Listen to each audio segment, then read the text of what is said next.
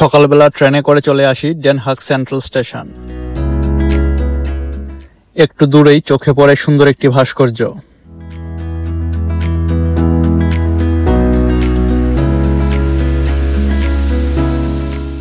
সাইকেলে করে চলতে শুরু করি। গন্তব্য সমুদ্রের তীরে ডিপিআর ফেরিজ হুইল।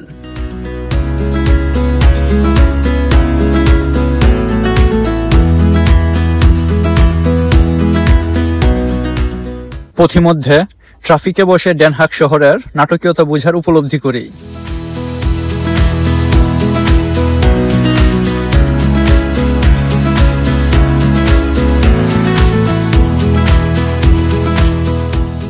সমুদ্র তীরে আসার পর দেখতে পাই বিভিন্ন দেশ থেকে আসা অনেক ট্যুরিস্ট, সেই সাথে অনেক দোকান আর রেস্টুরেন্ট। এই গাড়িতে করে পুরো সমুদ্রের তীর ঘোরা যায়।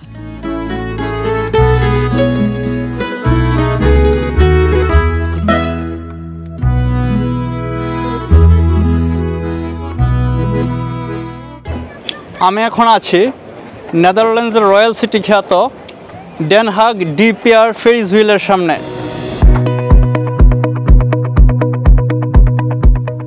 ডেন হাগ শহরের অন্যতম প্রতীক এই ডিপিআর ফেরিজ হুইলটি সমুদ্রের মধ্যে একটি প্ল্যাটফর্মের উপর অবস্থিত। এর সাথেই রয়েছে একটি বানজি জাম্প টাওয়ার। ফেরিজ হুইলটি দূর থেকে দেখে অনেক ছোট মনে হলেও কাছ থেকে দেখে অনেক বিশাল মনে হচ্ছিল।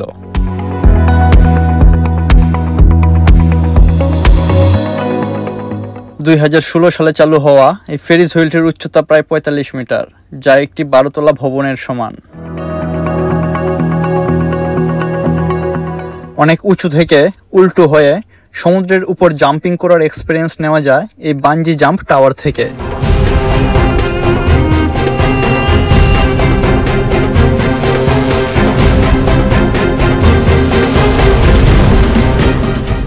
সূর্যাস্তের একটু আগে আগে আমি টিকিট কাউন্টার থেকে 11 ইউরো দিয়ে একটি টিকিট কিনে ফেরিজ হুইলের ভিতরে উঠে পড়ি।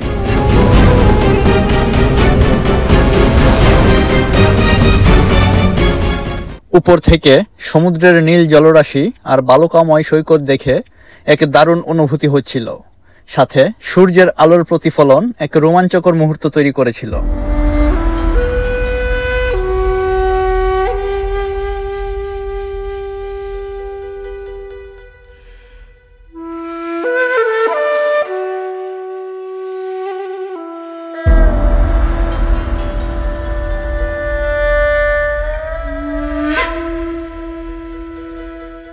ফেরিজ হুইলটি আমাকে নিয়ে 5 বার ঘুরে, আর প্রতিবারই মনে হচ্ছিল যেন মেঘের উপর ঘুরে বেড়াচ্ছি।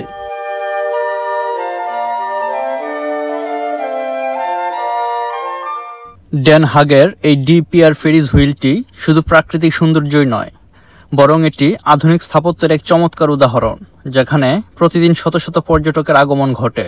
সেই সাথে এটি শহর ও সমুদ্রকে এক নতুন দৃষ্টিকোণ থেকে দেখার সুযোগ দেয়, যা আপনার স্মৃতিতে চিরকাল উজ্জ্বল হয়ে থাকবে।